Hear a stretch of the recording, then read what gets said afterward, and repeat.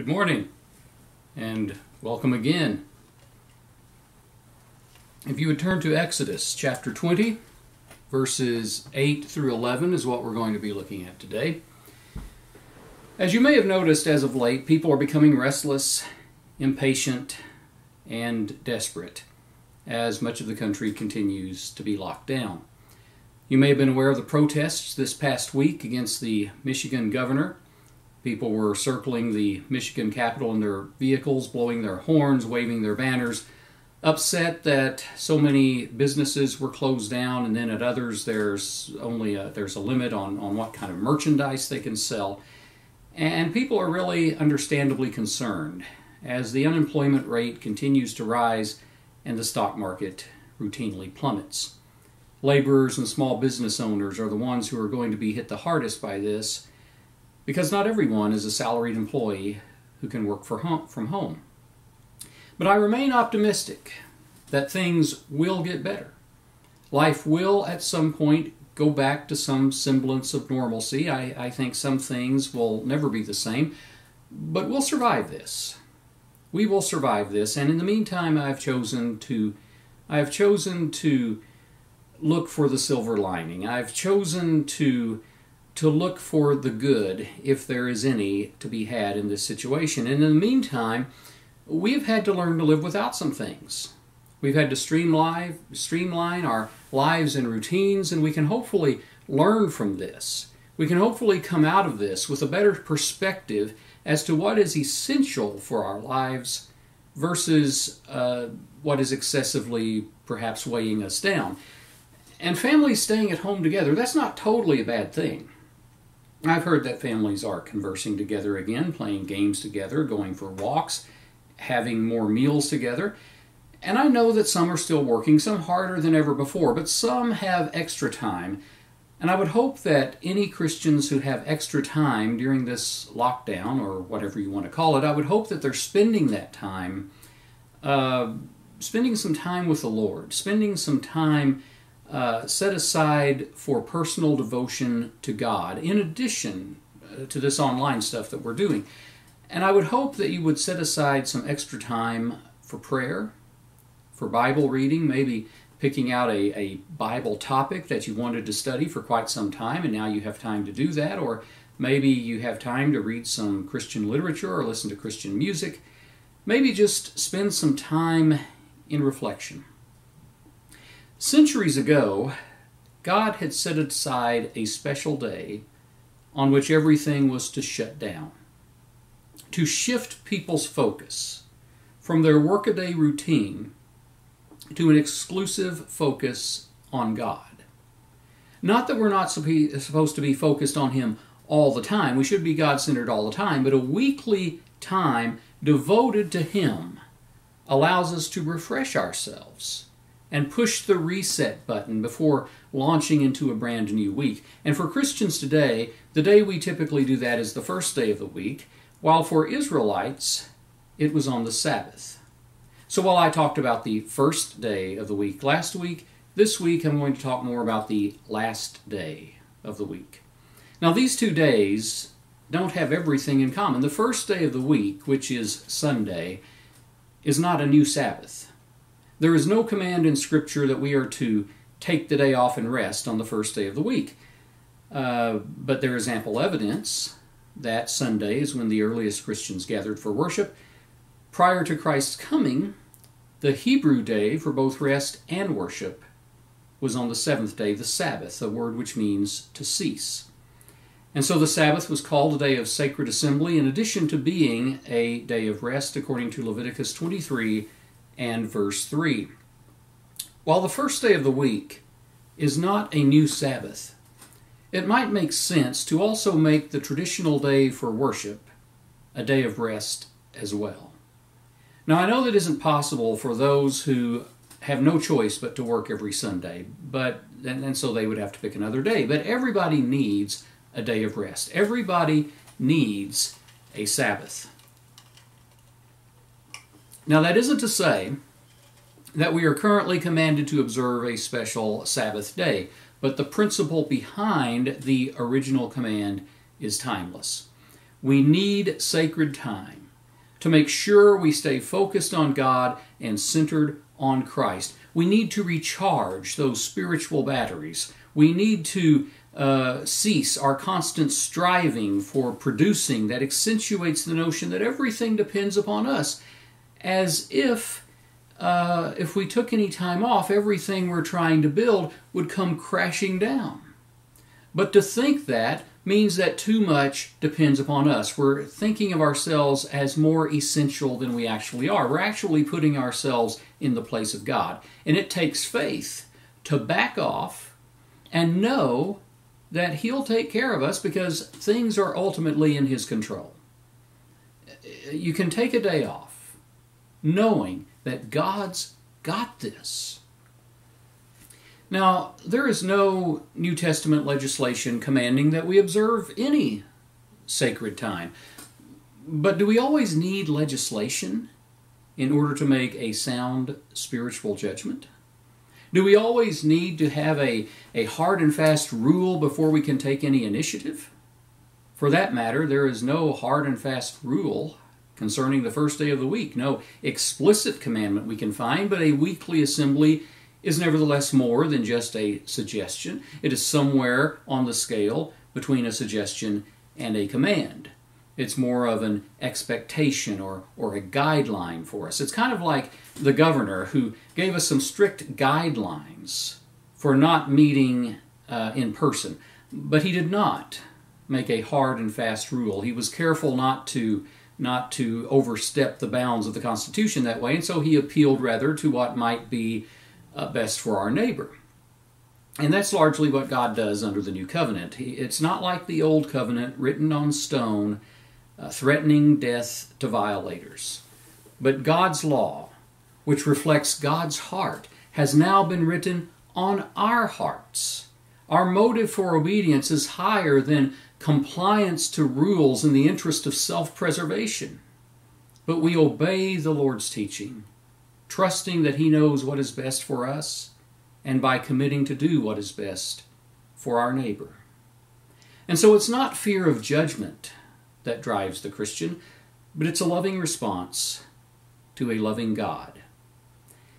If, however, a person consistently failed to live a moral lifestyle or to gather with other Christians, and if someone lived as a workaholic, then I would say that there's a lot of question about where that person's heart may be, and I would not want to be that person on the day of judgment.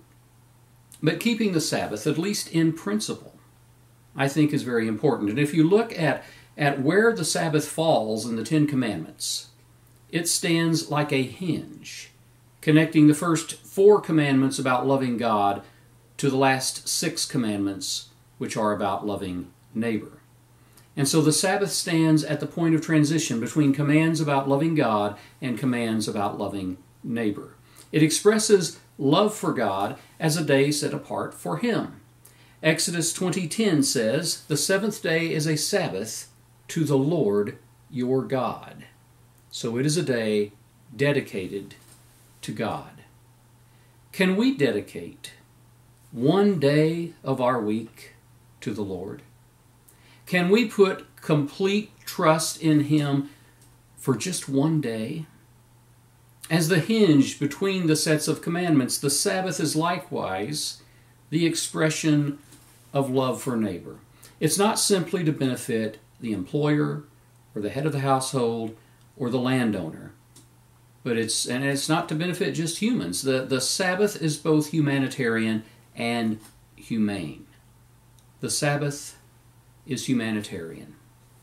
God foresaw that a legalistic person might have reasoned, well, even though I'm forbidden to work, maybe I could send my son or daughter into the field to get the crops going or harvested or whatever. Or maybe I could send my servant into town to present my wares in the marketplace. Or if not my servant, then maybe an alien who has not yet converted to the ways of Moses. But God says, no, you cannot rationalize it away like that. Not only do you get a day off, everybody gets a day off. Exodus 20:10 says of the Sabbath, "On it you shall not do any work, neither you nor your son or daughter, nor your male or female servant, nor your animals, nor any foreigner residing in your towns. So God closed all the loopholes. The Sabbath is for everyone's good, not just those in power, not just those at the top, but everyone, even the animals. Trust in God was adequately demonstrated when all production was shut down. When I was a kid in Arkansas, everything was shut down every Sunday because we had what you call blue laws. Only the most essential businesses could remain open. Sound familiar? But that was just one day a week. Just one day a week. And as I got older and religious influence waned, the more things started to be opened. And I remember when grocery stores first started opening on Sundays, and they still weren't allowed to sell alcohol on Sundays, a prohibition that has continued into some southern states, even into the 21st century. But I remember the booze aisle when I was a kid. The booze was all behind these glass doors, and these glass doors were all chained shut every Sunday, and the bars were closed as well. The blue laws grew out of Puritan understandings of Sunday, which deemed it to be the Christian Sabbath. It was not so much a day to delight in God and to praise Him exuberantly, but as Walter Brueggemann says in his book, Sabbath as Resistance, the Sabbath had become a day of thou shalt nots. Or at least Sunday had become a day of thou shalt nots. Fun was not allowed on Sunday. No playing cards, no watching movies. Children weren't allowed to play. They had to sit quietly in their restricting and stifling Sunday clothes. It was more of a burden than a blessing. During this lockdown, we can get as bored and restless as those Puritan children. It's easy to get impatient or to feel desperate. But to look for the silver lining, just think of it as a kind of a sabbatical. Kind of time off from some of the things that we normally have to do. It's like an extended Sabbath, a time to rejuvenate. Now I know, that being said, that there are many still working and some feel the stress of not working. But our regular routine has been upended. None of us can do all the things we've been accustomed to doing on a regular basis. We can't go and watch the kids play sports. We can't go out to eat. We can't go to the movies. We can't get our hair done. We can't go to meetings. We can't buy many clothes, at least if you want something beyond the selection at Walmart. The lockdown has forced us, in at least some areas of our routine, to slow down, to back off. It has been a break in the hectic pace of business as usual, at least for a lot of us. But maybe for some of us, it's a golden opportunity to learn what we can live without, or what we can live with less of. Maybe there is some clutter in our lives. Maybe we don't have to run quite as fast on the hamster wheel as we've been running. Maybe our kids don't need to be signed up for everything. Maybe we can enjoy a day off without running around doing errands all day like a chicken with our head cut off. A possible silver lining to all this could be learning to live a simpler life. A simpler life that allows for more reflection and the pursuit of spiritual wisdom. Now, it's ironic that a lockdown discouraging public gatherings could actually be what it takes for some of us to start taking the Sabbath principle more seriously, and maybe to stop taking our public gatherings for granted. Now, I mentioned Brueggemann's book, Sabbath as Resistance. The subtitle of that book is Saying No to the Culture of Now. I love the title. Sabbath as Resistance. Saying No to the Culture of Now. It suggests that the Sabbath, that to take the Sabbath seriously, that we are resisting the current idolatry of consumerism, which serves as a constant source of distraction and creates an insatiable appetite for more and an obsession with what we can do to make ourselves feel secure. The ancient Egyptians were hung up on those things. They wanted more and more work out of their Hebrew slaves, and were given a hint as to why in Exodus chapter 1 and verse 11. It says that the slave masters forced the Hebrews to build store cities for Pharaoh. Now, a store city is a place for storing grain. And guess who got to build the big granaries for holding all that grain? Of course, the descendants of immigrants. Joseph had taught the Egyptians how to conserve food and how to prepare for a coming famine, but the famine had long since been over with. But the practice of saving for a rainy day had become a practice of hoarding. Egypt had become a society of rich fools, building bigger barns. And again, it was up to the Hebrews to build those granaries. And so these descendants of immigrants, they were exploited to satisfy Egypt's sense of security, to satisfy Egypt's lust for more. Egypt could never be satisfied. Egypt kept demanding more. Quotas kept getting higher and materials more inferior. Bricks without straw and so forth. Brueggemann describes the situation as ironically pyramid-shaped. You got Pharaoh right up at the top, right up at the point of the pyramid, right up at the pinnacle. And under him, the pyramid spreads out a little, and then you've got his officials and his cabinet and all that, and then on down we've got more rich people. But then the broadest, where the pyramid is the widest, is at the very bottom, consisting of cheap labor at the very foundation and exploitation of those denied a living wage to support the luxurious lifestyles and excesses of those at the very top. And this is an apt description of our consumer culture. The consumer culture in which we live, but for a group of people to band together and say enough is an act of resistance. It is bucking the system. It is naming consumerism as exploitive. It is to back off as much as possible. To back off from the consumer idolatry, the status quo that is always thinking you have to do more or have more or acquire more. The Hebrew slaves never got a break, and they never got any encouragement. They were currently told how lazy they were and how they needed to work harder. Pharaoh says these things, for example, in chapter 5. They were never good enough, always behind schedule, never meeting their quota. But God took Israel away from all that. And he brought them to Sinai, where they gathered to acknowledge a new regime. Pharaoh isn't in charge anymore. Pharaoh's regime has been supplanted by Yahweh's regime. And there are rules for living under this regime. God essentially says we're not going to run this nation the way that Pharaoh ran Egypt.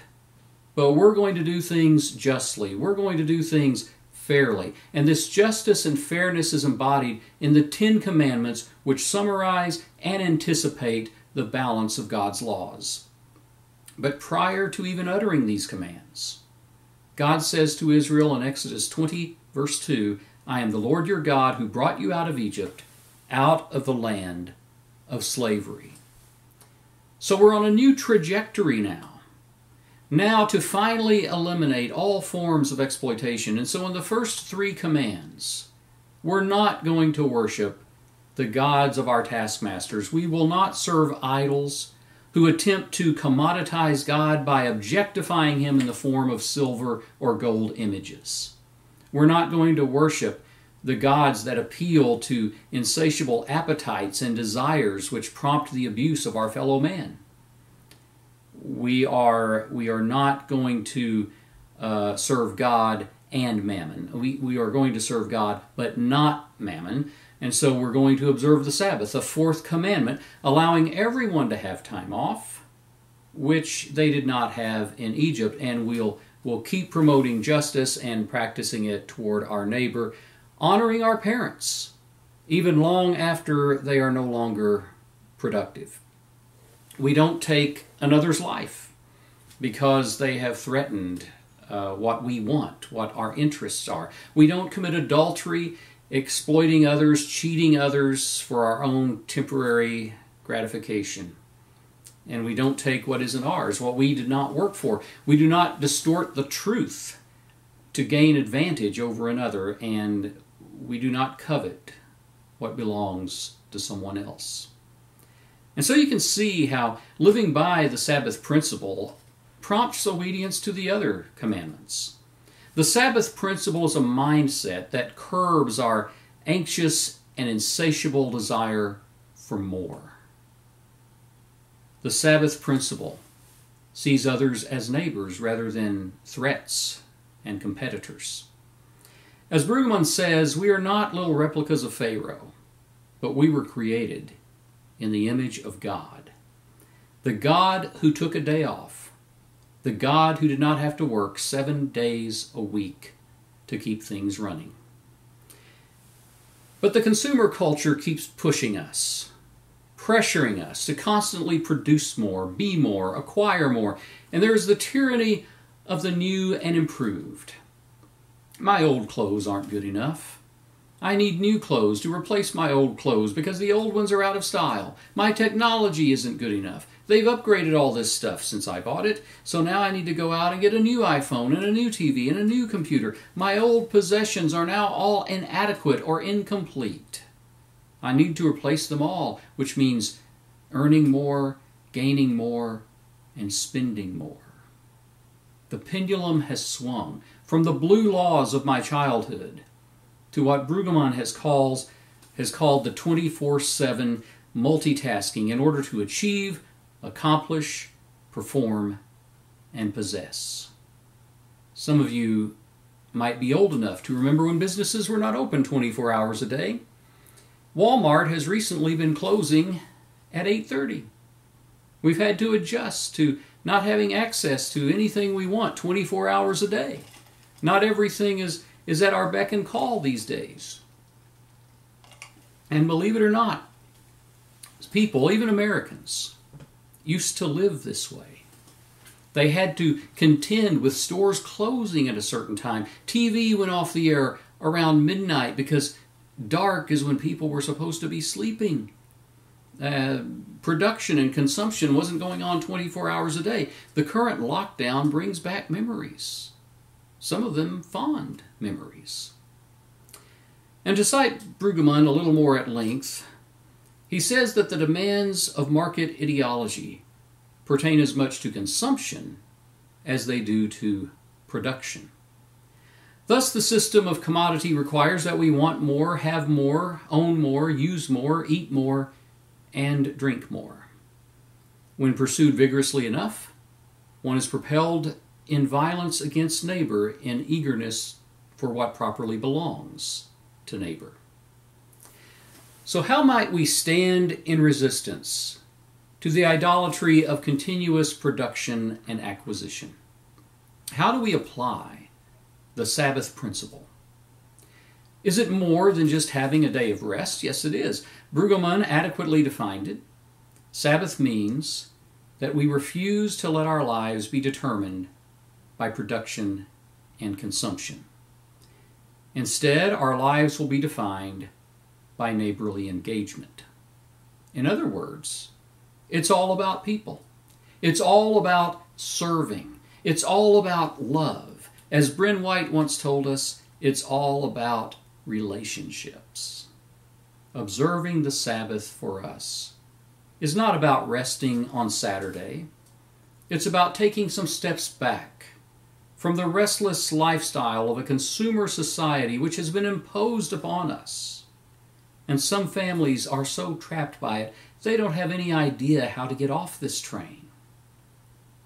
We might fail to realize that some are enslaved to this consumer culture, not realizing that it's not a given, but a social construct. And when we commit to restfulness, contentment, and sacred time devoted to God, we're making a statement. We're standing out as a truly peculiar people, a people who refuse to be enslaved by a consumer agenda. And what drives that agenda is the insatiable appetite for more. But it's just that, insatiable. Because if that's what you think will eventually satisfy, you'll never get there. You'll never have enough. There will always be more to own, more to achieve, and the only rest we're ever going to find is in a God who rested on the seventh day. The world did not fall apart because he built it to be somewhat self-sustaining, and the world will not end if you give up your anxiety. We're running day and night, paying for things we can't afford, acquiring things we don't need and don't have the room for. We are so restless. Consumerism is a burden. But the only way to find rest in God is through Christ, who says, "Come to me and I will give you rest, for my yoke is easy and my burden is light." But it's even difficult at times for Christians to let go and trust in Him. But whoever you are, and whatever reason there may be for stress in your life, I urge you, join the resistance. Transfer your allegiance to Jesus, for He is the true and reigning Lord.